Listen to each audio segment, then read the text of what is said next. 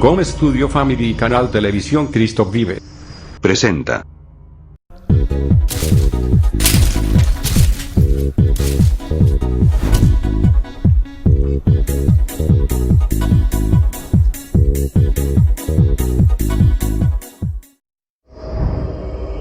Gom Studio Family y Canal Televisión Cristo Vive Presenta.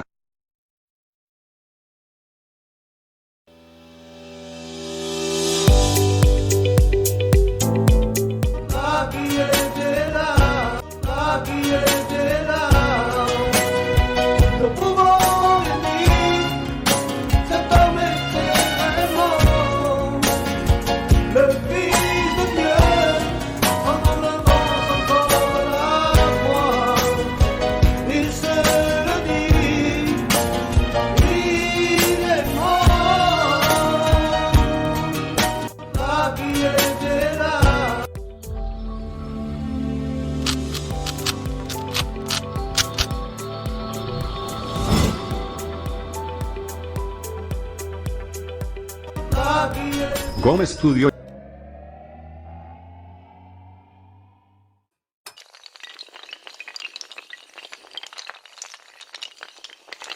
Canal Televisión Cristo Vive Presenta.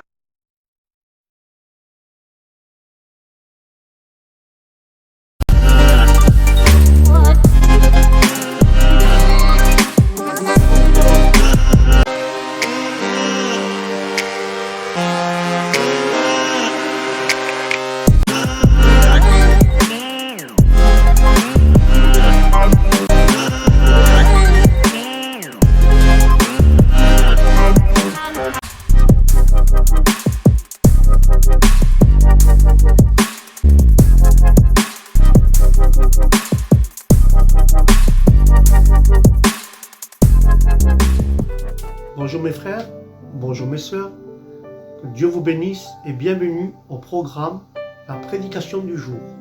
Aujourd'hui, nous allons écouter le pasteur Samy qui va nous apporter la parole de Dieu. Dans le livre de Jean, chapitre 14 et versets de 1 à 6. Le thème d'aujourd'hui, le retour de Jésus. Amen. Dans ce chapitre 14, il y a une phrase qui m'a touché, un verset qui m'a touché, c'est le verset 1. Dieu dit dans sa parole que votre cœur ne soit point troublé, mais croyez en Dieu. Alléluia. Et je veux te dire aujourd'hui, je ne sais pas la situation par laquelle tu es en train de passer, si c'est par la maladie, si c'est par les finances ou autre chose, mais que ton cœur ne soit point troublé. Crois en Dieu que Dieu peut changer ta situation. Alléluia. Dieu peut changer la circonstance. Dieu peut changer ta vie. Amen. Crois en Dieu. La parole dira, celui qui croit verra la gloire de Dieu. Amen. Alors, pense-y à ce verset. Que ton cœur ne soit point troublé. Croyez en Dieu. Alléluia. Merci mes frères de m'avoir écouté dans ce petit partage que j'ai fait pour mes frères et sœurs, car Dieu me l'a mis dans mon cœur. Et nous allons voir la suite de notre programme et nous allons écouter maintenant notre pasteur Samy. Que Dieu vous bénisse abondamment, à vous et à votre famille, et au prochain programme. Amen.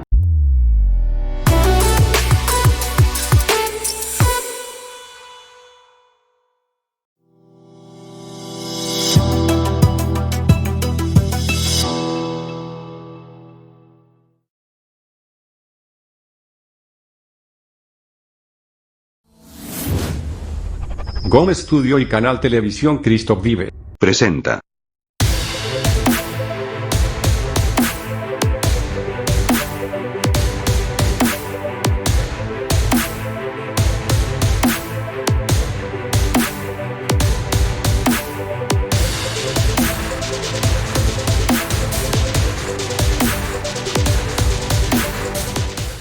D'une autre manière, c'est vrai que depuis tant d'années ça parle aussi avec de différentes manières, mais maintenant nous comprenons que le monde parle d'une autre manière.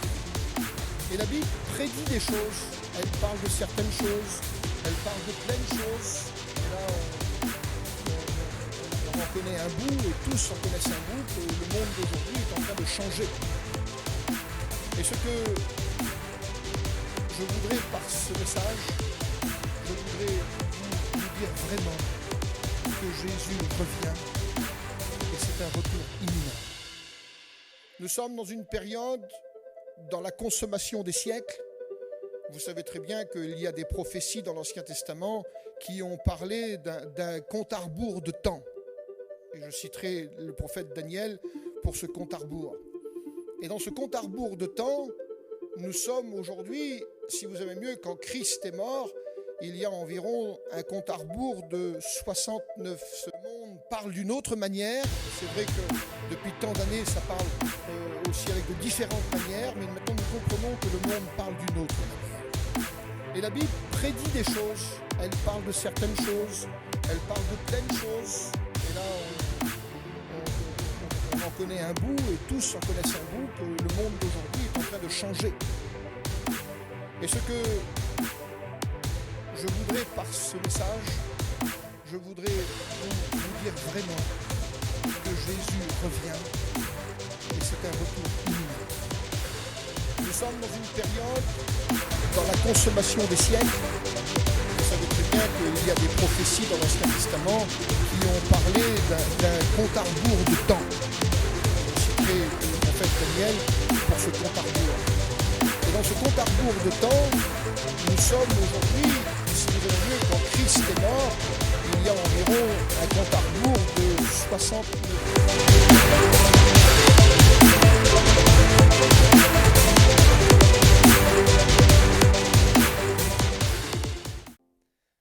Bienvenue sur notre chaîne YouTube. Nous sommes encore heureux de vous accueillir aujourd'hui. Alors nous avons le privilège et l'honneur de recevoir aujourd'hui notre enseignant de l'école biblique de Gien, de chez Vie Lumière. C'est le pasteur et enseignant Samy. Je vous laisse en sa présence. Ouvrez vos Bibles, que Dieu vous bénisse. Voilà, bonjour à tous. J'aimerais vous parler sur la Bible, bien sûr, parce que c'est le livre d'actualité pour la période qu'on est en train de vivre, et depuis bien des années maintenant. Et dans ce livre, il y a des réponses. Il y a des solutions, il y a le moyen de changer, de comprendre, d'aller plus loin, et même dans d'autres dimensions. Donc, dans cette journée, on comprend qu'on a besoin de la grâce de Dieu. Tous les auditeurs qui sont ici ont besoin aussi avec. Je ne sais pas où tu te trouves, peut-être isolé dans un coin tout seul, mais une chose qui est sûre, c'est que la parole de Dieu est vivante et elle est permanente. Alors j'aimerais vous parler d'un sujet qui me tient à cœur pour justement donner une information spirituelle concernant tous ceux qui attendent le Seigneur, et j'aimerais vous parler du retour de Jésus. Donc je vais prendre un texte d'introduction, je vais le lire pour chacun d'entre vous dans l'évangile de Jean, chapitre 14. J'ai pris un verset qui est très facile à comprendre. Il est dit ceci dans ce verset, au premier verset, il est dit que votre cœur ne se trouble pas. Il faut dire que c'est une période assez compliquée pour que des cœurs soient troublés. Mais Jésus rappelle sa parole, et ces mots sont miraculeux. Ce n'est pas mes mots à moi, ce n'est pas les mots d'un organisme, ce n'est pas les mots de la société, c'est les paroles de Jésus. Et les paroles de Jésus sont puissantes, permanentes, donateurs de la vie, transmissibles dans une bénédiction à atteindre les sommets de l'éternité. Pourquoi ? Parce que l'espérance de la gloire existe dans la parole. Et nous bénissons Dieu de savoir que cette espérance existe. Et ce que je vous dis dans cet après-midi, on a bien sûr des assises bibliques pour parler de ce grand sujet où Jésus doit revenir. Mais ici, le Christ veut nous faire comprendre quelque chose, parce que moi, Dieu, personnellement, je ne le connaissais pas. Israël connaît Dieu, mais elle n'a pas connu Jésus.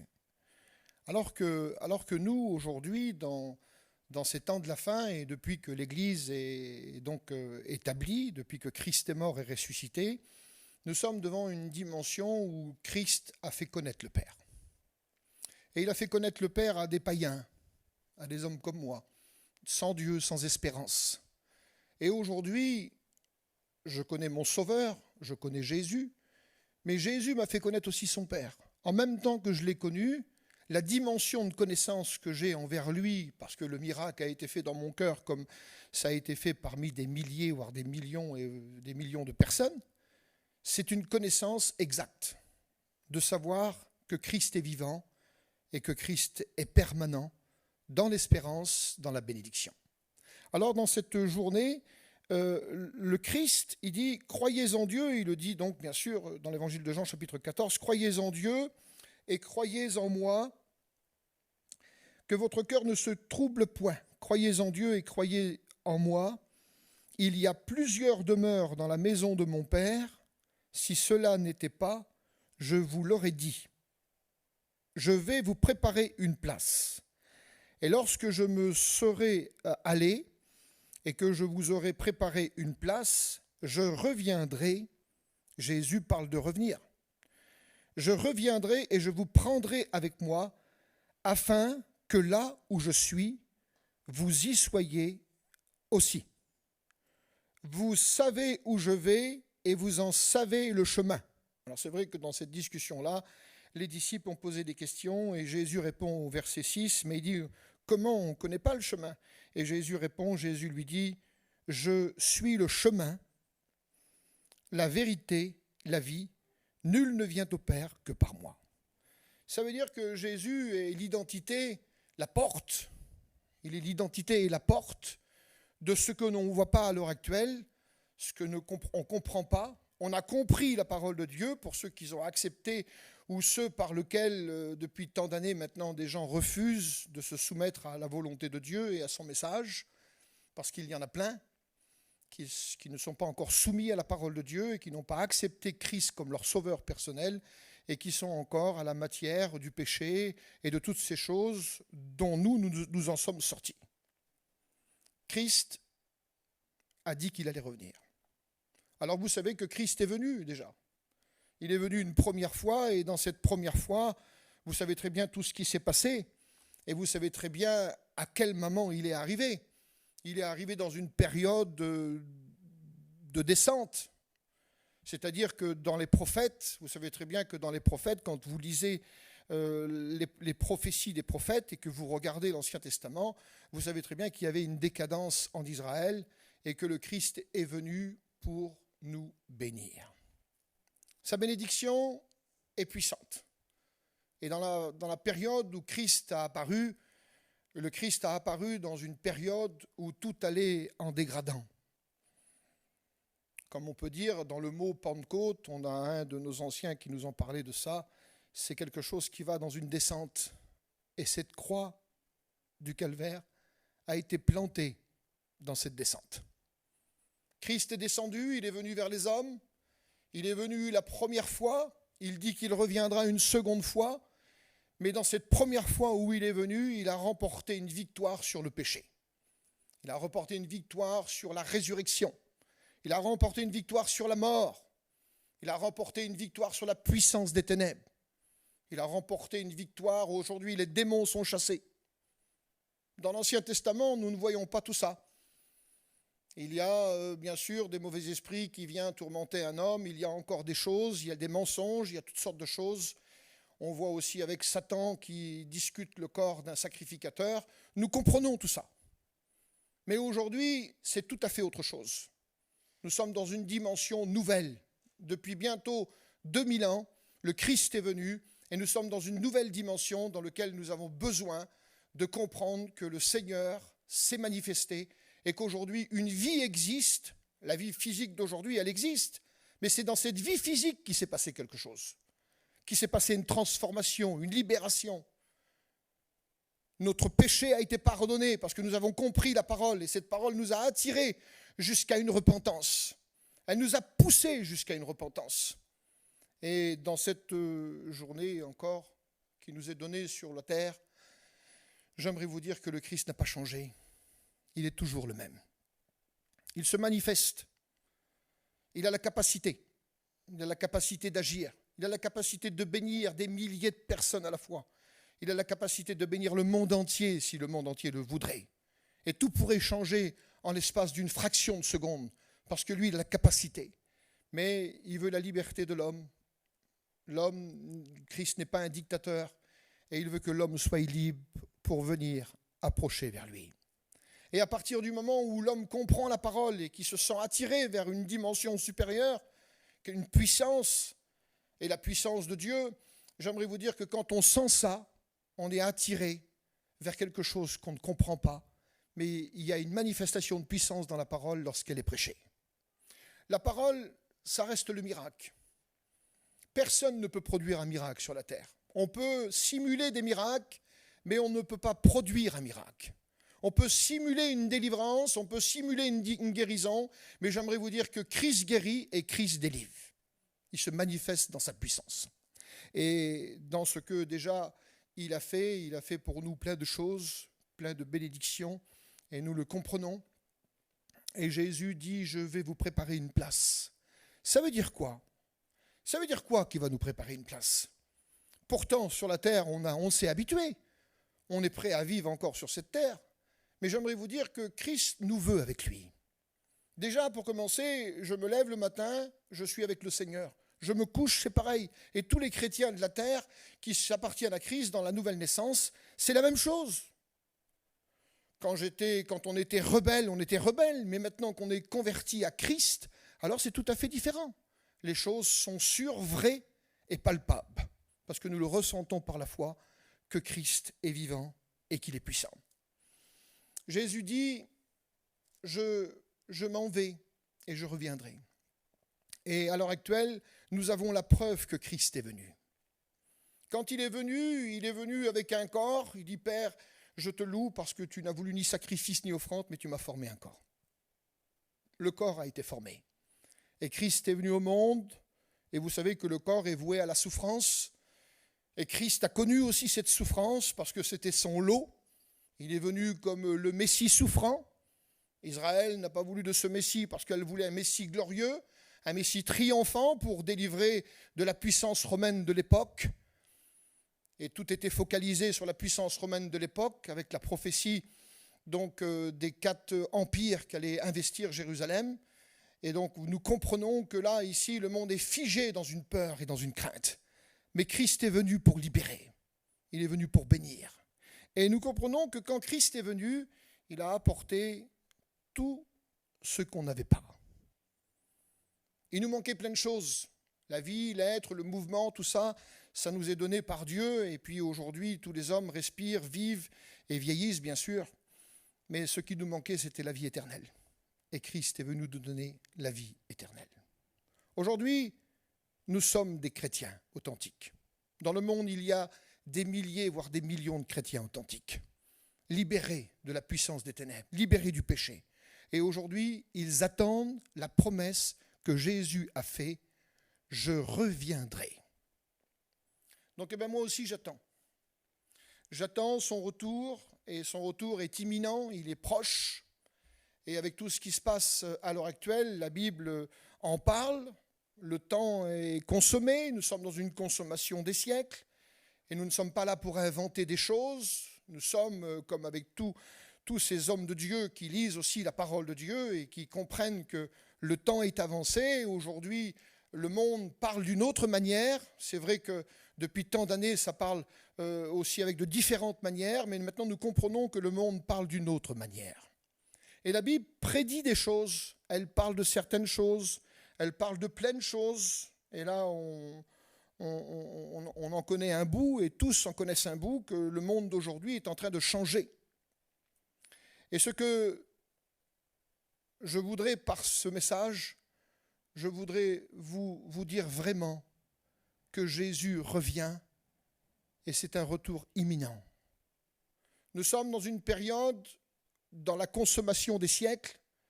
Vous savez très bien qu'il y a des prophéties dans l'Ancien Testament qui ont parlé d'un compte à rebours de temps. Et je citerai le prophète Daniel pour ce compte à rebours. Et dans ce compte à rebours de temps, nous sommes aujourd'hui, si vous aimez mieux, quand Christ est mort, il y a environ un compte à rebours de 69 semaines qui se sont accomplies. Et vous connaissez ces semaines. Et Christ est mort à la 69e semaine. Et il reste aujourd'hui une semaine prioritaire qui sera pour le monde d'aujourd'hui et pour aussi avec une destruction de plein de choses et aussi avec une impiété, quelque chose qui va monter en puissance. Mais Jésus a parlé d'un retour imminent avant tout ce qui va nous arriver. Alors c'est difficile de bien dire et de bien parler, mais nous sommes quand même par des assises bibliques telles que les évangiles, Matthieu 24, et vous connaissez ces passages de Marc 13, Luc 21, vous connaissez aussi ce qu'a dit Paul dans les Corinthiens et les Thessaloniciens, et même avec Timothée et l'Apocalypse. Donc il y a plein de choses qui sont des points de repère, parce que j'aimerais vous dire que quand on a des enfants, on ne les laisse pas comme ça, on leur donne un avenir. Et le Christ, lui, veut donner un avenir à tous ceux qui lui appartiennent. S'il reste encore des gens, et Dieu le sait, que je sais qu'il reste encore plein de gens qui n'appartiennent pas à Christ, plein le monde, il y a plein de gens, il y a vraiment beaucoup, n'appartiennent pas à Christ. Eh bien, j'aimerais vous dire que dans cette soirée ou cette journée, ton cœur peut être touché. Il peut se passer quelque chose. Le message, c'est un message d'espérance. C'est un message qui rouvre, c'est un message qui nous donne, c'est un message qui nous remplit. Et quand on est touché par la grâce de Dieu, on a un seul désir, c'est d'appartenir à celui qui a fait quelque chose pour nous. Alors aujourd'hui, on a bien compris que dans ce passage de l'Écriture, nous comprenons que Jésus est vivant et ce qu'il a fait, il l'a fait. Et aujourd'hui, nous attendons son retour. Jésus, quand il est venu, il a fortifié Israël. Et vous savez très bien, au chapitre 5 de l'évangile de Matthieu, et quand vous prenez le chapitre 6, 7 et 8, les miracles qui ont été faits, il n'y avait pas eu autant de miracles. Il y a eu des miracles dans l'Ancien Testament. Dans l'Ancien Testament, on a des phénomènes de résurrection, on a des choses. Mais là, Christ est venu et il a touché l'intelligence des hommes. Et les yeux des gens ont été touchés parce que Christ a fait des miracles. Délivrer quelqu'un qui est possédé, c'est dans le domaine de la puissance de Dieu. Quelqu'un qui est malade et qui est à la mort et être guéri sur le champ, si on n'appelle pas ça un miracle, c'est un miracle. Donc des miracles, il y en a. Mais il n'y a pas que des miracles, il y a des paroles puissantes qui restent vraies, qui restent officielles pour chacun d'entre nous. Et ces paroles qui sont puissantes, Jésus dit « Je reviens, mais pour le monde, je vais revenir comme un voleur. » Et là, on a 1 Thessaloniciens chapitre 5 et verset 2, le jour du Seigneur, il est question du jour du Seigneur. Et Apocalypse 3, verset 3, il est dit « Je reviendrai comme un voleur ». Pourquoi Jésus a parlé comme ça? Jésus n'aura pas besoin de fractionner une porte, ni une fenêtre, ni une porte de garage. Jésus n'a pas besoin de casser quelque chose. Jésus vient chercher ce qui lui appartient. Aujourd'hui, sur la terre, il y a des gens qui connaissent la grâce de Dieu et qui, dans nos cœurs, dans le cœur de tous ceux qui sont convertis à Jésus-Christ, il y a une nouvelle naissance, il y a une bénédiction et il y a une appartenance à Dieu. C'est comme un trésor. Vous savez que le voleur, lui, il vient pour dérober, et comme un voleur arrive, ça fait quand même des frais et ça fait quand même de la misère. Et quand il part, il y a beaucoup de pleurs et de soucis et d'angoisse, mais parce qu'il a tout cassé, parce qu'il a fait des choses qu'il ne fallait pas. Eh bien, Jésus, lui, ne va pas venir de la même manière. Il ne va rien casser, parce que ce qui lui appartient, c'est ses enfants, et il va venir les chercher. Et pour ça, c'est le miracle de la résurrection et le miracle de la transformation des corps qu'a parlé l'apôtre Saint Paul. Et j'aimerais aussi avec vous en parler, parce que les textes sont quand même assez importants. Il est question d'un enlèvement, d'être enlevé, partir avec le Seigneur. Des milliers, voire des millions de personnes vont partir avec le Seigneur. Jésus a dit « Je reviens », mais il ne revient pas pour nous mettre dans la misère, il vient pour nous chercher hors de la misère. Il vient pour nous apporter ce que nous attendons depuis tant d'années, ce que nous attendons depuis moi, je suis converti déjà depuis quand même pas mal d'années, et des frères aussi. Il y a plein de gens qui vivent 50, 60 ans de vie chrétienne, 80 ans de vie chrétienne. C'est énorme, c'est quelque chose de magnifique de vivre avec Dieu et de parler, d'aimer le Seigneur. J'aimerais vous dire que Jésus revient, il revient chercher son Église. Et cette Église, c'est une Église vivante. C'est une Église permanente. Aujourd'hui, cette Église, elle est permanente, elle est vivante.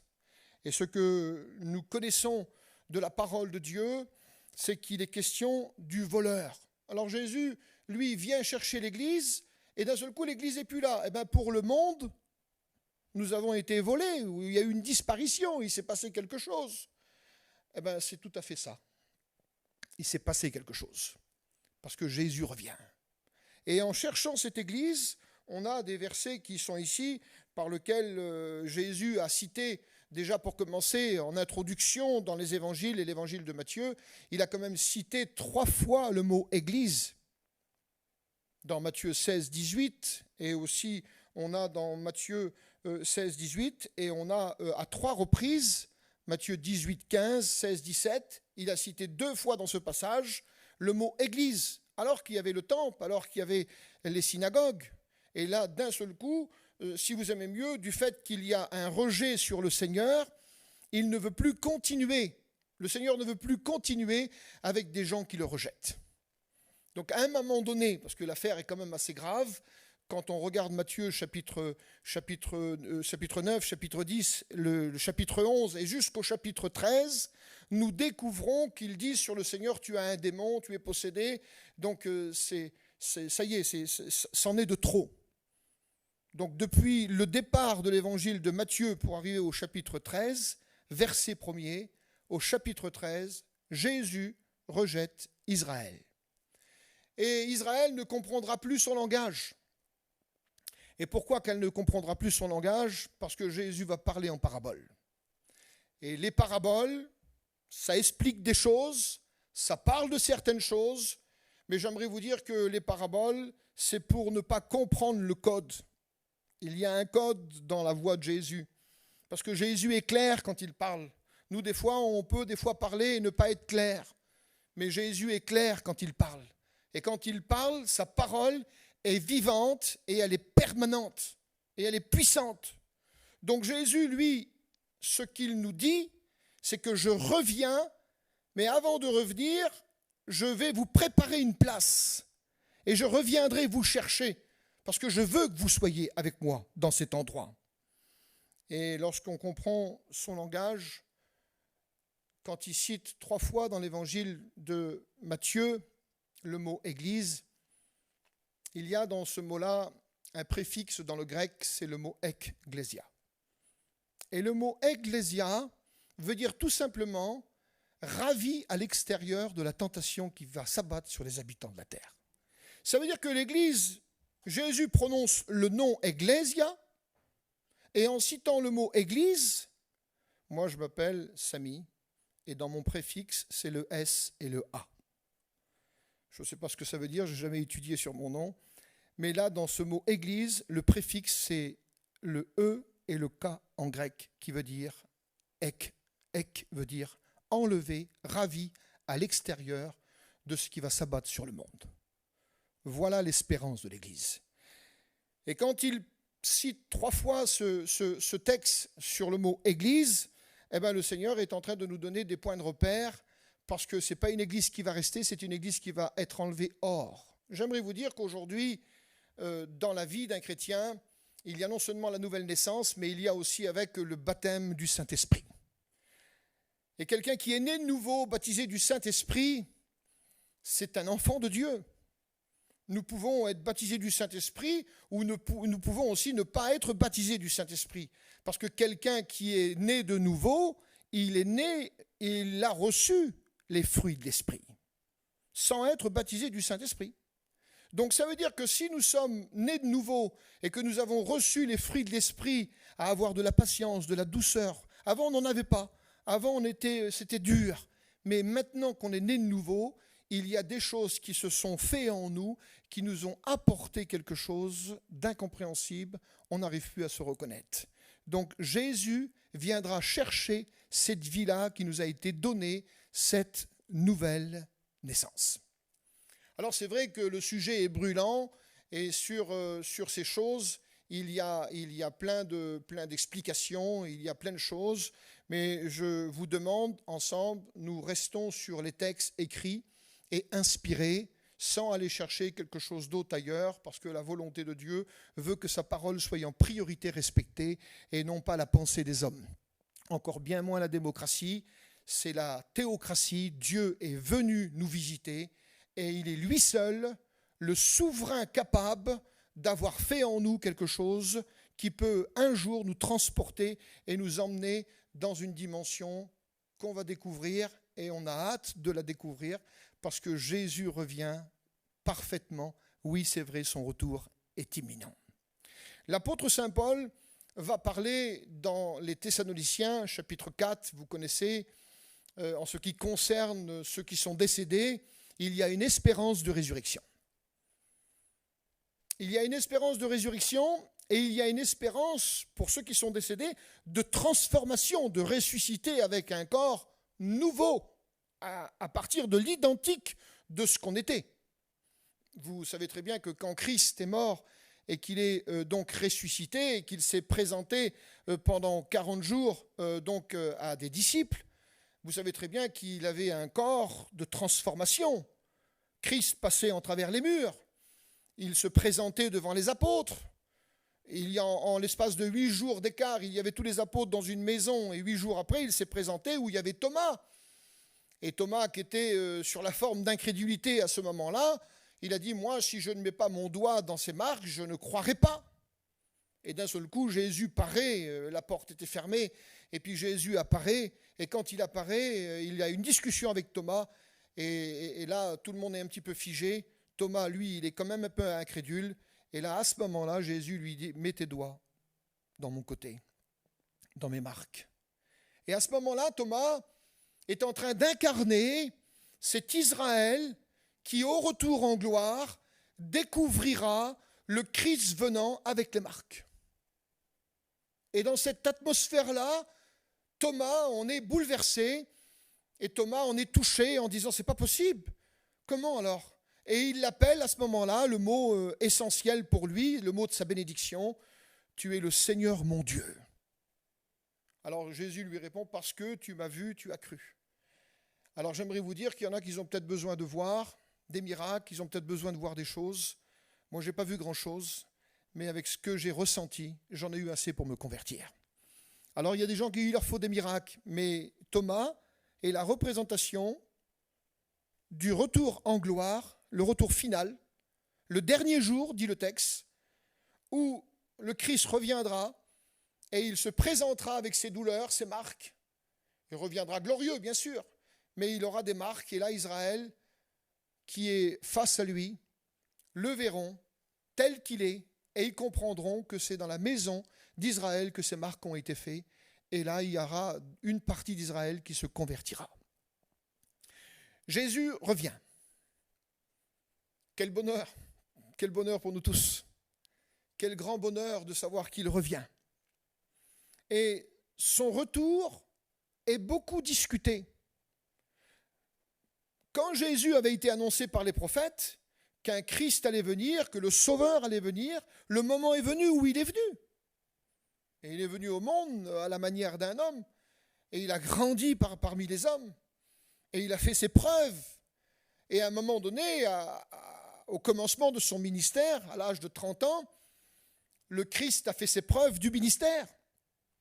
Et le ministère du Seigneur, c'est un cadeau à avoir vu plein de choses de bénédiction, guérison, miracles, et aussi la façon de parler à Jésus, qui était une façon exceptionnelle. Parce qu'il dit, j'ai pas besoin qu'on me parle des hommes. Il dit, parce que les hommes, je les connais, moi. Je connais leurs pensées. Et voilà comment Jésus se trouvait en face des gens.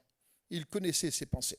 Et si Dieu veut demain révéler à un serviteur de Dieu les pensées de quelqu'un ou le problème de quelqu'un, eh bien Dieu a la capacité de révéler à quelqu'un, à un serviteur de Dieu, les pensées ou la difficulté par laquelle quelqu'un est en train de vivre. Pourquoi ? Parce que Dieu veut bénir les hommes et il s'y prend de différentes manières pour que les hommes soient délivrés, touchés et bénis. Christ revient, et je le dirai encore beaucoup de fois dans ce message, Jésus revient. Ici, nous avons un texte qui nous semble très important. Quand vous prenez Matthieu 24, où les disciples ont voulu avoir l'explication, à quel moment les choses vont se faire, quel est le signe de ton avènement et comment que les choses vont se faire. 3 questions sont posées à Jésus dans Matthieu 24, chapitre 3, 4, 5. Et Jésus est en train de parler, il parle de la séduction. Les premières paroles dans lesquelles Jésus va parler, il dit « Faites attention que personne ne vous séduise ». Et après, il est question d'une apostasie qui doit se mettre en place. Alors c'est vrai qu'avant le retour en gloire, l'apostasie va agir. C'est vrai que va déferler sur le monde avec l'intronisation de cet homme que tout le monde attend. En ce moment, je vois à la télévision beaucoup d'émissions concernant Superman. Et on a envie de quelqu'un qui vienne nous sauver. Alors c'est toujours bon, quand quelqu'un sauve quelqu'un, ça devient un héros. C'est la plus belle chose au monde, que quelqu'un vienne à l'aide de quelqu'un d'autre. C'est vraiment quelque chose d'important. Mais aujourd'hui, le monde a soif. Il a soif de quelqu'un qui vienne sauver la situation. Et plus que jamais aujourd'hui, on parle de plein de choses, on discute de plein de choses, et tout se met en place pour l'arrivée d'un fameux héros qu'on appellera l'Antéchrist. Il y a une différence entre l'Antéchrist et l'Antichrist. L'Antéchrist, c'est celui qui vient avant Christ, mais qui vient dans une période de séduction. Et l'Antichrist, c'est celui, par un moment donné, dans cette dernière semaine de Daniel, où Jésus va aussi en parler dans l'évangile de Matthieu, chapitre 24 et le verset 15. Il va en parler, et à plusieurs reprises, quand il était justement avec Lazare à Béthanie, il a parlé souvent de Daniel. Quand vous verrez en lieu saint l'abomination, alors fuyez. Il est question qu'Israël doit fuir. Quand vous verrez en lieu saint l'abomination, c'est-à-dire que cet homme en question qui est Antéchrist va justement essayer de séduire le monde par une séduction dans laquelle Jésus met aussi avec un signal d'alarme en disant « Faites attention que personne ne vous séduise », c'est par là que ça va commencer. Et après, ensuite, au verset 15 de Matthieu 24, il est question d'une apostasie. Et il est question aussi avec « dans le lieu saint ». Le temple sera reconstruit, et dans cette période de la reconstruction du temple, il va y avoir donc la reprise des sacrifices. Tout est prêt pour que les choses se fassent. Et j'aimerais vous dire qu'à un moment donné, à la même exemple que Antiochus Épiphane, donc en 167 avant Jésus-Christ, a aussi dans le temple, il a aussi amené une truie et a profané le temple. Donc j'aimerais aussi dire que les choses vont se faire de cette manière. Ça va se passer comme ça. Jésus nous l'a dit. Jésus nous dit que l'abomination arrive. Faites attention de ne pas être séduits, mais l'abomination, elle arrive aussi. Donc ça veut dire que Jésus est en train de nous avertir. Avertir qui ? Eh bien, il avertit le monde entier. Avec sa parole, le monde entier est averti. Mais ceux qui prennent le plus attention à ces paroles, c'est l'Église de Jésus-Christ. Et l'Église de Jésus-Christ se prépare. Nous sommes prêts. Seigneur, nous sommes prêts. Moi, je suis prêt. Je suis prêt à partir avec le Seigneur. Pourquoi ? Parce qu'il revient. Et l'apôtre Saint Paul, dans lequel son livre en 2 Thessaloniciens, 1er et 2 Thessaloniciens est discuté, on discute même aussi avec 1 Corinthiens 15, 51, lorsqu'il est question de la dernière trompette. Tout le monde pense que cette dernière trompette-là, il faut aller la trouver dans la 7e trompette de l'Apocalypse. Vous savez que la 4e trompette de l'Apocalypse annonce 3 autres trompettes avec 3 malheurs. Mais cette dernière trompette, c'est le temps imminent du retour en gloire. Et quand on fait attention ce qui nous est dit dans cette trompette, il est question du retour en gloire. Et le retour en gloire, c'est le dernier jour. Lorsqu'on calcule le compte à rebours des semaines de Daniel en jours, lorsqu'on le convertit en jours, ça nous fait, depuis bien sûr, les 69 semaines se sont accomplies à la mort du Messie, à la croix du Calvaire, et il nous reste donc une seule semaine, eh bien on a 174 700 jours. Et quand Jésus était à Béthanie avec Marthe, Lazare, les deux sœurs, souvent il passait là-bas, et quand il était donc là-bas, il leur parlait de Daniel. Et quand va arriver le problème avec Lazare, et que si tu aurais été là, Seigneur, mon frère ne serait pas mort. Mais faites attention, Jésus n'y vient pas tout de suite, parce qu'il dit, cette maladie n'est pas pour la mort, elle est pour la gloire de Dieu. Et quand il arrive, 4 jours après, il sentait déjà, le miracle fait que Jésus arrive vers la maison, et d'un seul coup, une des sœurs commence à dire, Seigneur, si tu aurais été là, mon frère ne serait pas mort. Et Jésus lui rappelle, ne sais-tu pas que je suis la résurrection et la vie? Et elle dit, oui, je sais, Seigneur, que mon frère ressuscitera au dernier jour. Et quand elle dit le dernier jour, elle est en train de dire le retour en gloire. Parce que c'est le dernier jour de la prophétie. Et là, il va y avoir des résurrections parmi Israël. Il y en aura là. Parce que ceux qui sont dans le sein d'Abraham ressusciteront ici, au retour en gloire. Et donc il faut comprendre que les martyrs ressusciteront là aussi avec. Et nous avons deux groupes de martyrs. Nous avons les 144 000 qui sont sur la place publique d'Apocalypse chapitre 11 pendant 3 jours et demi. Parce que la grande tribulation, c'est 3 jours et demi, 3 ans et demi. Et quand ces martyrs sont donc sur la place publique, eh bien, nous comprenons qu'au retour en gloire, ces hommes-là se relèvent. Ils ressuscitent.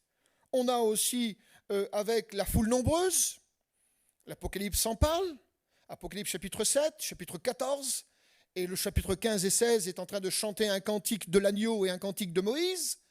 Donc on a des martyrs des ressortissants, des personnes qui sont restées et qui n'ont pas été enlevées à l'enlèvement de l'Église, parce que je vais vous parler de l'enlèvement de l'Église, mais je vais aussi vous parler du retour en gloire.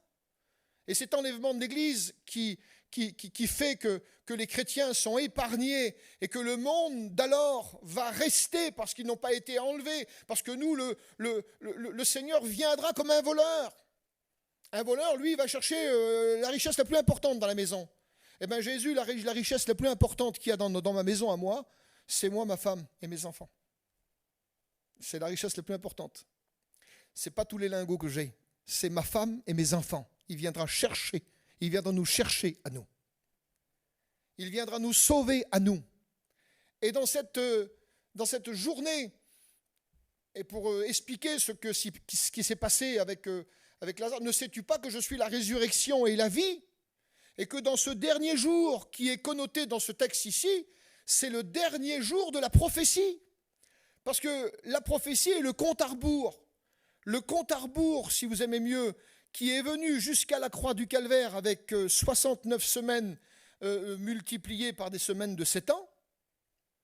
Et quand on calcule un jour sur une année, c'est des années de 360 jours, ce n'est pas 365 jours.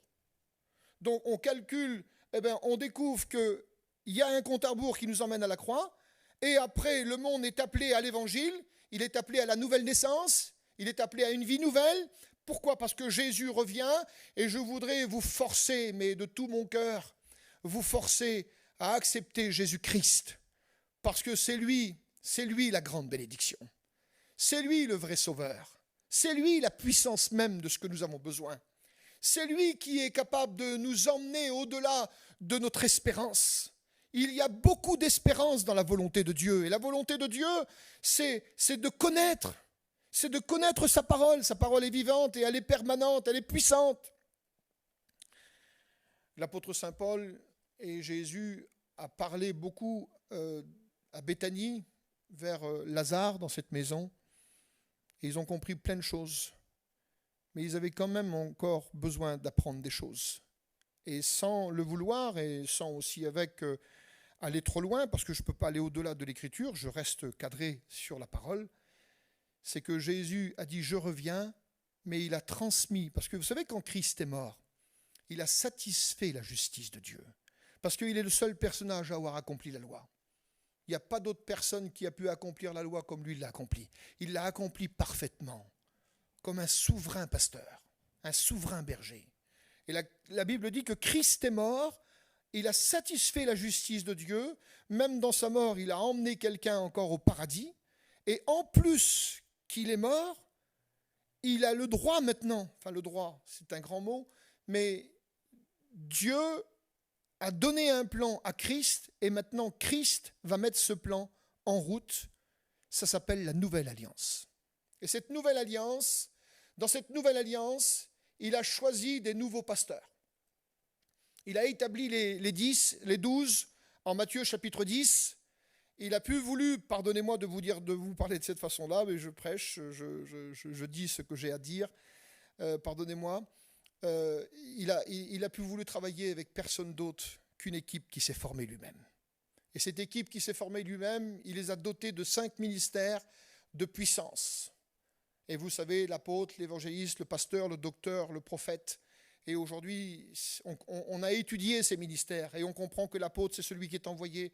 On comprend que l'évangéliste prêche partout. On comprend que le prophète va prophétiser et rappeler des choses. On comprend aussi avec le pasteur va faire attention aux brebis.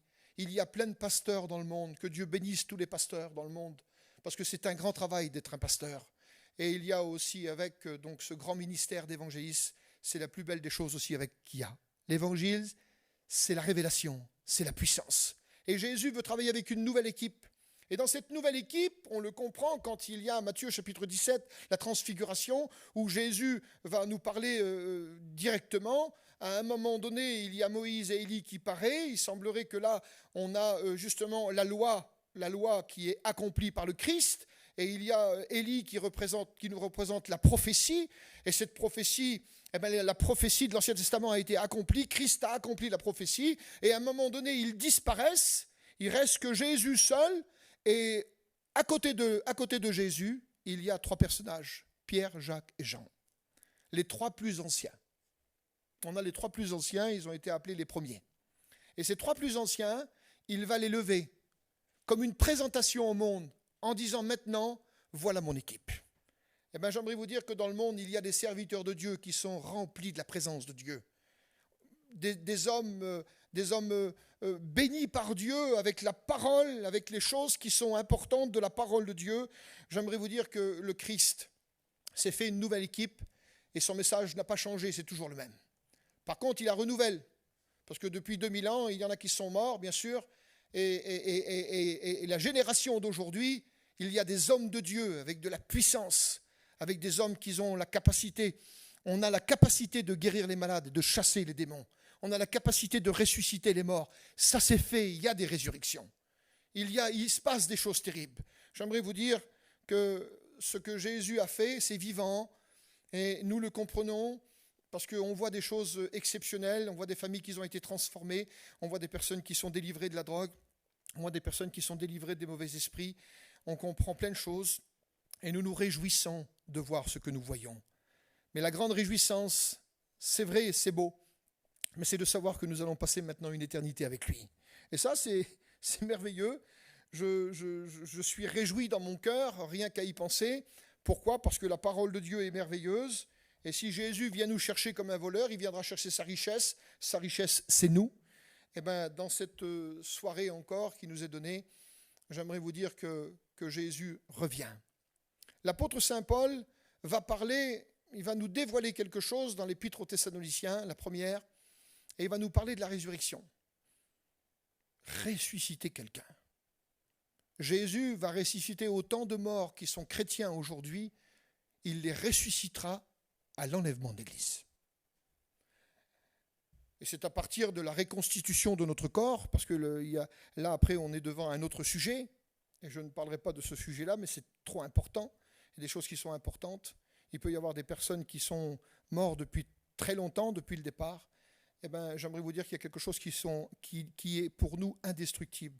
Et c'est à partir de cette indestructibilité qui se trouve dans le corps que Christ va faire le miracle de ressusciter tous ceux qui sont morts depuis longtemps. Donc le Seigneur revient. Et l'apôtre Saint Paul nous parle d'une résurrection dans ce passage. Et Jésus dit, là où je suis, je veux que vous y soyez aussi. Et Jésus dit, je pars, je reviens, mais je veux que vous soyez avec moi. Donc ça veut dire qu'il va falloir, si on regarde sur le plan humain, il va falloir jouer. Comment qu'il va falloir faire, Seigneur? Non. Seigneur, il a tout planifié. Son plan est parfait.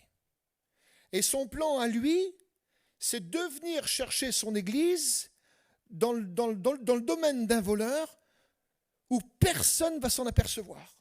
Alors c'est vrai qu'il va manquer beaucoup de monde, il va manquer beaucoup de personnes, mais une chose qui est sûre, c'est que nous allons partir. Et pour ceux qui sont morts, ils vont ressusciter avec un corps nouveau. La résurrection va faire, le miracle fait que ceux qui sont décédés à l'heure actuelle ressusciteront avec un corps plein de puissance, plein de force, comme dit 1 Corinthiens 15, 51. La vie engloutira ce qui est faible, et le Seigneur donnera des corps, comme le corps du Seigneur à la résurrection, on appelle ce corps-là le corps Anastasia. Ressuscité pour ne plus jamais mourir.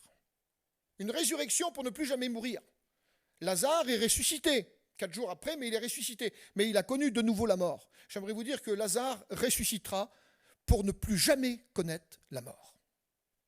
Et c'est vrai pour tous ceux qui nous ont quittés, et c'est vrai aussi pour tous ceux qui sont vivants aujourd'hui, il y aura une résurrection des morts, et il y aura une transformation des vivants, et ensemble nous partirons à la rencontre du Seigneur dans les airs, et nous serons toujours avec le Seigneur.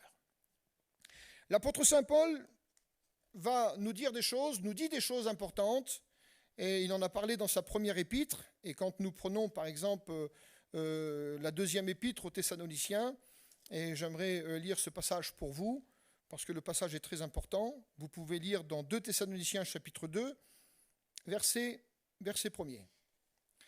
Et j'aimerais attirer votre attention sur le verset 1er.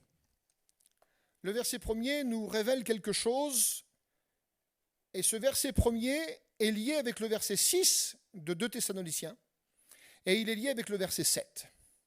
Parce que dans l'affaire de notre vie, il y a l'action du Saint-Esprit. C'est vrai que Christ a bâti une église, mais ce n'est pas un bâtiment qu'il a bâti. En Matthieu 24, les disciples, ils ont dit « Seigneur, tu as vu les pierres, tu as vu ce beau bâtiment ?» Et Jésus a dit « Il ne restera pas pierre sur pierre, que tout sera détruit. » Il ne restera pas pierre sur pierre. Et tout a été détruit. Et vous savez très bien que Titus, en l'an 70, a détruit. Et après, la charrue est passée sur le mont du Temple. Donc ça veut dire que le bâtiment a disparu. Mais ce que Dieu fait ne disparaît pas. À la capacité d'une éternité. Ce que Dieu fait a la capacité d'une éternité. Et là, ici, dans le texte de 2 Thessaloniciens, il y a quelque chose qui va nous intéresser, qui nous intéresse à tous. C'est ce que Paul dit en 2 Thessaloniciens chapitre 2, verset 1er. Il dit ceci. « Pour ce qui concerne l'avènement de notre Seigneur, Jésus, Christ, et notre réunion avec lui. » Je vous dis que ce verset-là est lié avec le verset 6 et le verset 7 de 2 Thessaloniciens chapitre 2. Et Jésus, l'apôtre Saint Paul est en train de nous dire quelque chose. Quand j'étudie le mot avènement, c'est le mot parousie. Et le mot parousie, c'est le retour en gloire. Eh bien, j'aimerais vous dire que dans ce chapitre-là, il y a 2 fois le mot avènement. Il y a le mot avènement au verset 1, et il y a aussi avec le mot avènement au verset 8. C'est les mêmes mots. C'est le mot parousie. Alors au verset 8, on comprend, c'est éclat de son avènement. Et quand il est question éclat de son avènement, il est question du retour en gloire ici, au verset 8. Mais quand on est, alors, éclat de son avènement, retour en gloire, visible à tous les hommes de la planète. Tout le monde le verra. Tout œil le verra. Et là, Israël, ils vont le voir, ils vont voir le Seigneur au retour en gloire.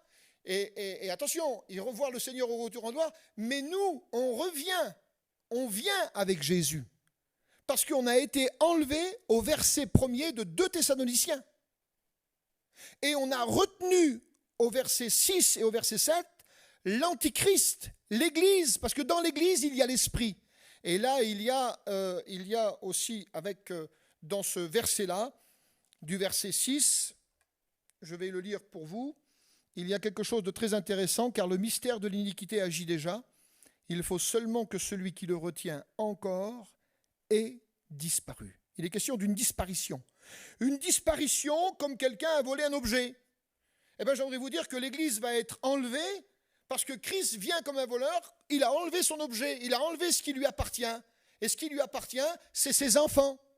J'aimerais vous dire à tous les mères de famille qui m'écoutent, quand vos enfants sont en train de jouer dehors et que d'un seul coup, le mauvais temps arrive, une tempête, la pluie, vous allez tout de suite chercher vos enfants. Et même s'ils s'amusent avec d'autres enfants, vous ne prendrez pas les enfants des autres, vous prendrez les vôtres.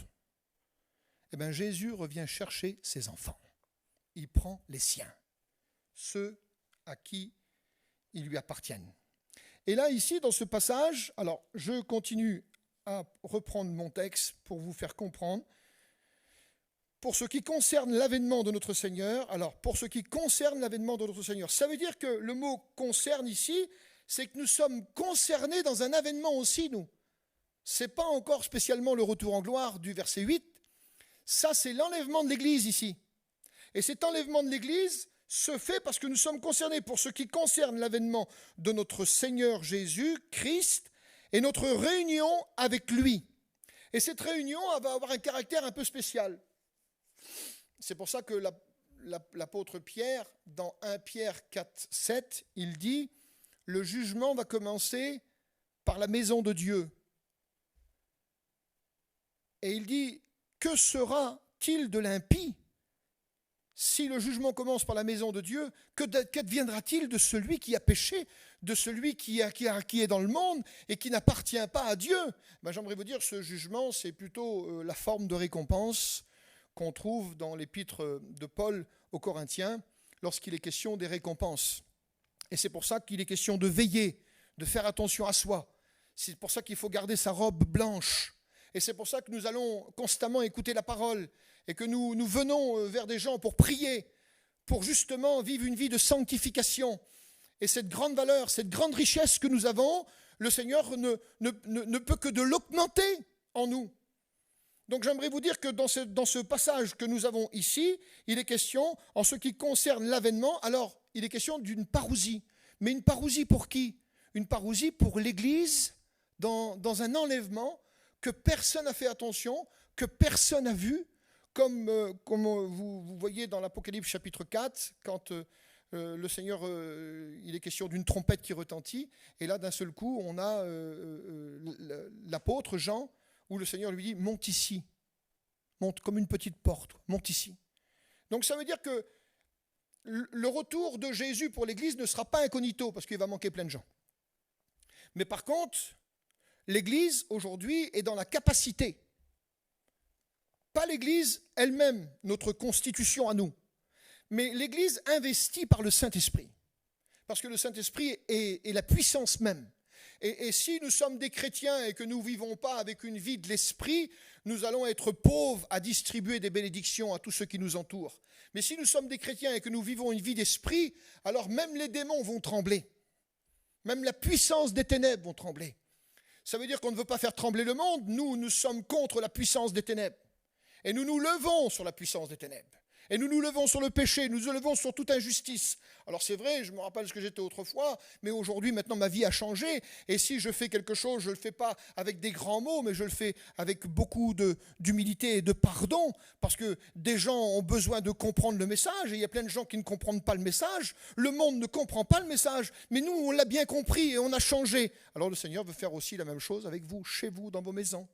Et dans ce texte ici, de 2 Thessaloniciens, donc ça veut dire en ce qui concerne l'avènement, le Seigneur paraîtra pour l'Église incognito. Il va y avoir un enlèvement. C'est officiel que ça va se faire, mais pour le monde, nous on va être enlevés. Le monde va constater que plein de gens ont été partis. C'est pas possible.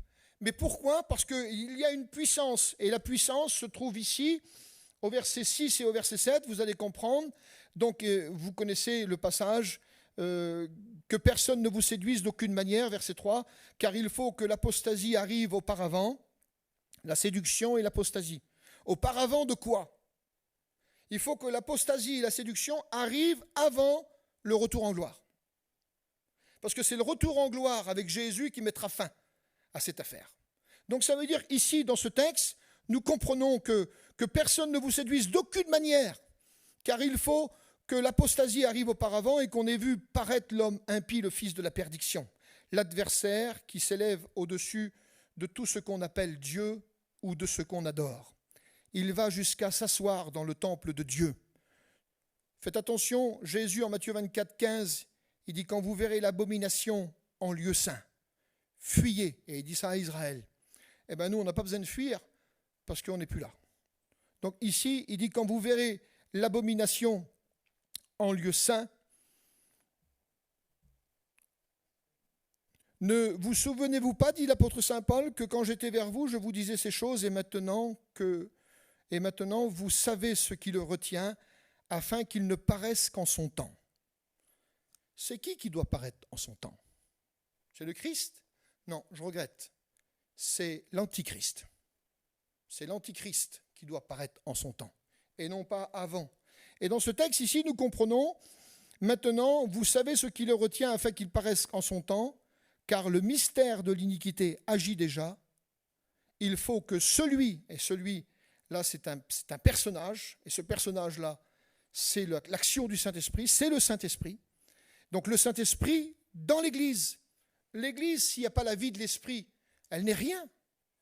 Parce que si on est né de nouveau, on est né de nouveau par l'Esprit. La transformation s'est faite par l'Esprit. On portait des fruits dont on rougissait avant et on en avait honte. Mais aujourd'hui, maintenant, on a une autre nouvelle corbeille qui a remplacé la mauvaise corbeille. Des fruits tout neufs, sucrés, des fruits consommables, des bons fruits. Et il y en a au nombre de 9.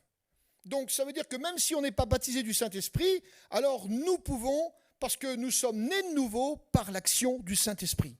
Et le Saint-Esprit ne nous quitte plus. L'expérience du Saint-Esprit, le baptême du Saint-Esprit, c'est une autre expérience.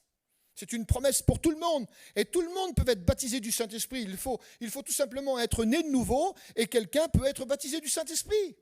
Parce que Jésus a dit l'esprit que le monde ne connaît pas. Donc le monde ne connaît pas l'esprit. Le seul esprit que le monde connaît, c'est son esprit, l'esprit du monde. L'esprit du péché, l'esprit du mal, l'esprit de la peur, de la crainte. Mais l'esprit de Dieu, c'est un esprit de puissance, un esprit d'autorité, un esprit qui détruit le mal. Et quand quelqu'un est investi de cette nouvelle naissance et que l'esprit fait un travail de nouveauté à l'intérieur de nous, l'esprit ne nous quitte plus, même si on n'est pas baptisé du Saint-Esprit, mais si on l'est par la suite dans cette promesse baptisée du Saint-Esprit, alors c'est à l'intérieur et c'est l'extérieur comme un revêtement de puissance que la Bible enseigne.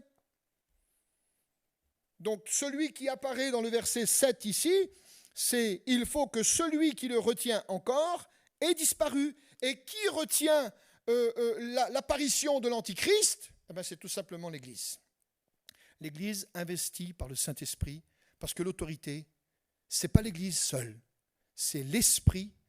Vous savez, l'Ancien Testament, c'est Dieu, et il y a des interventions qu'on connaît par rapport à l'ange de l'Éternel. Il y a aussi, dans le Nouveau Testament, c'est Jésus, et Jésus va pas oublier le Père, parce qu'il est en première ligne. Mais quand Christ va partir, tout ce qu'il a achevé, accompli parfaitement, une nouvelle alliance va sortir. Cette nouvelle alliance, c'est l'Évangile, c'est la bonne nouvelle. Et dans cette nouvelle alliance, il y a un personnage maintenant qui a pris la place, c'est le Saint-Esprit. C'est pour ça, je vous le dis avec douceur, refusez-vous de faire des réunions ou prier pour quelqu'un. C'est vrai que le miracle se fait, bien sûr, on impose les mains, les malades sont guéris. Et nous avons, même si nous sommes fatigués ou las un peu, on ne vit pas dans le péché, et ça peut arriver, mais la manifestation peut toujours agir. Mais il faut que nous soyons remplis du Saint-Esprit. Il faut que les chrétiens soient des flambeaux. Refusez-vous de vivre des vies médiocres, parce que votre témoignage est important et tout le monde l'écoute, tout le monde le voit, tout le monde voit ce qui se passe. Mais quelqu'un qui vit une vie de sainteté, de pureté, quel bonheur, quel grand bonheur de vivre cette vie de Dieu. Et l'apôtre Saint Paul continue et il dit qu'il y a un obstacle. Alors l'obstacle, c'est l'Église investie par le Saint-Esprit. Et quand cet obstacle sera, écoutez, quand cet obstacle sera parti, voilà ce qui va se passer.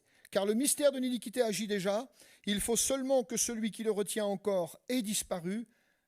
Alors quand il y a disparition de l'Église, disparu, alors paraîtra l'impie que le Seigneur Jésus détruira par le souffle de sa bouche et qu'il écrasera par l'éclat de son avènement. On retrouve encore le mot avènement.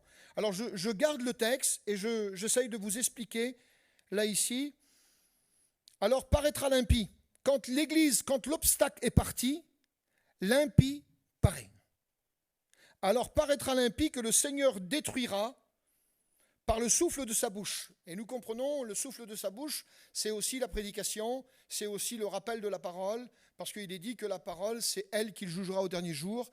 Et nous savons que quand Christ revient en retour en gloire, il est monté sur le cheval blanc, Apocalypse 19, une épée sort de sa bouche, et cette épée-là, c'est la parole de Dieu. L'épée, quand l'apôtre Saint Paul le dit en Éphésiens, et qui parle de l'épée de l'esprit, qui est la parole de Dieu. J'aimerais vous dire que l'esprit, elle a pour assurance la parole de Dieu. Parce que l'esprit détient dans sa main l'épée de l'esprit. Parce qu'il est dit l'épée de l'esprit. Ça veut dire que l'esprit, elle agit aussi avec la parole. Donc ça veut dire que c'est vrai pour nous, c'est vrai pour les chrétiens, nous ne pouvons pas agir sans la parole. Nous sommes obligés d'agir par la parole parce que les gens n'ont pas besoin d'écouter « je pense, je crois », ils ont besoin d'écouter la parole de Jésus. Et l'apôtre Saint Paul continue. Alors vous avez compris qu'au départ, 2 Thessaloniciens chapitre 1, verset 1er, il est question ici en ce qui concerne l'avènement de notre Seigneur et notre réunion avec lui. Donc la réunion, c'est pour la réunion des récompenses. Et là, donc nous sommes la fiancée. Et là, il va y avoir consommation du mariage. Vous connaissez, c'est encore un autre sujet. Il va y avoir consommation du mariage. Et depuis tout le temps, nous avons été séparés de lui, mais par l'espérance, nous sommes attachés à lui parce que nous détenons cette vie, comme un enfant détient le nom de son père, de sa mère, et il détient cet esprit de vie de famille. Donc ça veut dire que nous, avec la parole de Dieu et cette vie nouvelle, nous sommes attachés à Christ, nous sommes dans cet esprit de famille surnaturel. Donc il est question de Christ qui nous réunira, et là se fera les récompenses, et ce verset-là, c'est donc une aparousie, le mot avènement, on le voit pour la première fois. Alors j'aimerais vous dire ça, on ne l'a jamais vu. Et là, pour la première fois, en 2 Thessaloniciens, chapitre 2, verset 1er, on va le voir. Alors je ne sais pas ce que pense tout le monde de ça, mais c'est un grand bonheur de savoir qu'on va le découvrir. Déjà là, on l'aime. Moi, j'aime Jésus de tout mon cœur.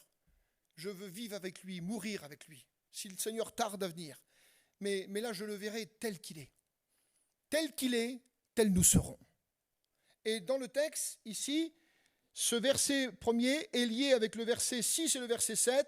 Celui qui le retient encore, il faut qu'il disparaisse. Eh bien, l'Église va disparaître, alors paraîtra l'impie que le Seigneur Jésus détruira par le souffle de sa bouche et qu'il écrasera. Alors, le mot écraser, ce n'est pas le mot presser. Presser, c'est venir sur le côté. Alors, comme Jésus va venir du ciel, il va donc écraser la puissance des ténèbres et il va écraser l'Antichrist, parce qu'il vient d'en haut. Et à ce moment-là, nous sommes avec lui. Nous sommes partis avant et nous sommes partis dans un avènement où on a vu le Seigneur, parce qu'on était l'obstacle avec le Saint-Esprit qui empêchait l'apparition de cet Antichrist, et que maintenant qu'on est avec lui, c'est avec lui que nous allons revenir sur les nuées du ciel. Et le mot est différent ici dans le texte. Il est question ici, le Seigneur Jésus le détruira par le souffle de sa bouche et qu'il écrasera par l'éclat de son avènement. Et éclat de l'avènement, c'est le mot avant, il n'est pas grand-chose, mais éclat, quand vous étudiez le mot éclat, vous voyez véritablement qu'il est question de gloire, parce que là, c'est le dernier jour, et dans le dernier jour, selon tous les textes, c'est le retour en gloire. Donc le Seigneur, lui, tout le monde le verra. Tout le monde verra le Seigneur. Nous, on le voit d'une façon incognito, Nous sommes partis avec lui et nous sommes avec lui jusqu'à temps que les choses se terminent sur la terre. Et quand les choses se terminent sur la terre, nous revenons avec lui en gloire. Et sachez bien que l'épée ne sortira pas de notre bouche à nous, mais l'épée sortira de sa bouche à lui, et il jugera les nations. Et nous serons ici participants. On n'a jamais été participants à juger quelqu'un, il a toujours fallu pardonner, il a toujours fallu agir selon la volonté de Dieu. Mais là, aujourd'hui, tous ceux qui périront à cette époque-là, malheureusement, on aura encaissé une autre attitude, parce que selon l'expression du texte, nous avons donc revêtu l'or d'Ophir. Après avoir reçu les récompenses, nous revêtons l'or d'Ophir. La fiancée, le fiancé est entré dans sa chambre, c'est comme ça que c'est marqué dans les textes. Et quand ils vont sortir, le mariage est consommé. Et aujourd'hui, comme un homme et une femme, et donc la femme et l'homme, eh ben, ils sont un seul personnage. Aujourd'hui, nous le sommes dans la nouvelle naissance. Et ben, donc, si nous sommes un seul personnage avec notre partenaire, alors nous le serons avec le Seigneur pareil. Et les mots qu'il prononcera sur le monde d'alors, nous ne serons pas choqués. Parce qu'aujourd'hui, c'est le pardon, le Seigneur veut pardonner, il veut bénir, il veut remplir, il veut agir puissamment. Et aujourd'hui, nous, on agit comme lui, il veut qu'on agisse. Mais demain, il est question où Jésus réglera ses comptes avec tous ceux qui ont été impies, tous ceux qui ont été apostates, et qui ont tourné le talon contre lui, et qui ont fait ce qu'ils ont voulu. Et le monde d'alors va connaître un retour en gloire. Le monde d'alors va connaître un enlèvement de l'Église incognito, et vous avez très bien compris la façon dont on a lu les textes, et le monde aussi va connaître un retour en gloire dans lequel tout le monde va être anéanti, écrasé. Pourquoi ? Parce que Jésus dira la vérité à chacun, et Jésus réglera ses comptes d'une façon spectaculaire. Et là, il y aura une période de fin, et nous sommes dans ce dernier jour de la prophétie de Daniel. Nous comprenons que la prophétie est pour nous un point de repère, mais nous comprenons aussi avec le discours eschatologique de l'apôtre Saint Paul et de Jésus dans les évangiles, nous révèle ce que nous avons dit aujourd'hui. C'est Jésus et les apôtres, l'apôtre Saint Paul, l'apôtre Pierre, et tous ces hommes qui ont été des hommes inspirés par Dieu pour écrire, pour nous dire ce que l'Esprit leur révélait, ce que le Seigneur leur disait, pour mettre par écrit les choses, pour justement dire la vérité au monde d'aujourd'hui, que Jésus revient, et c'est de cette manière-là que Jésus revient. Alors il y a bien sûr plein de choses, mais je pense que nous allons arrêter de parler, parce que le principal a été dit, et dans cette journée d'aujourd'hui, je suis très heureux de vous avoir fait part de ces textes qui sont ici, que bien sûr que tous les pasteurs connaissent, mais il y a des interprétations différentes. Et quand nous regardons les textes concernant le mot avènement, concernant le mot concerné, concernant aussi avec le celui, et toutes ces choses qui mettent en valeur les grandes vérités que l'apôtre Saint Paul a pu dire, aujourd'hui nous comprenons que les choses se passent de cette manière-là.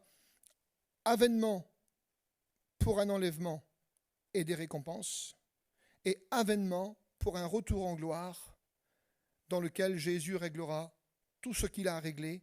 Et selon ce que dit l'apôtre Saint Paul dans l'Épître aux Romains, nous serons participants et bientôt nous écraserons Satan sous nos pieds.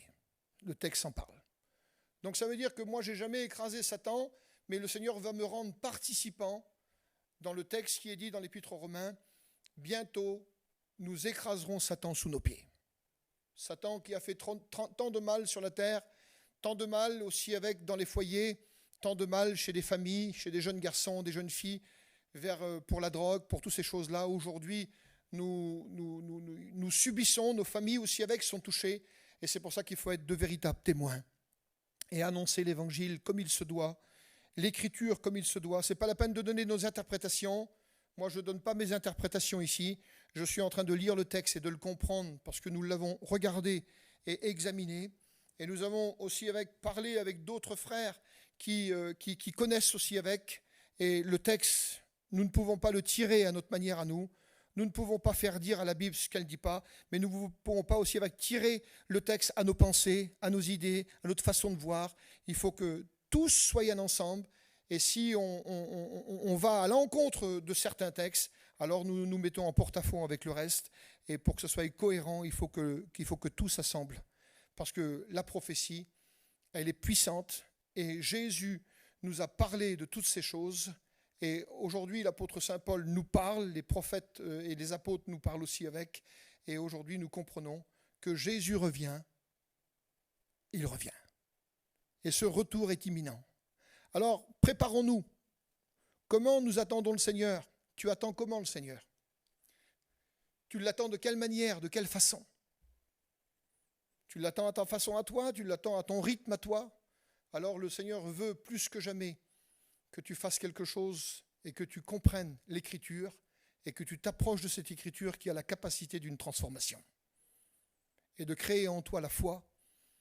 Le texte dit, la foi vient de ce qu'on entend, et ce qu'on entend vient de la parole de Dieu.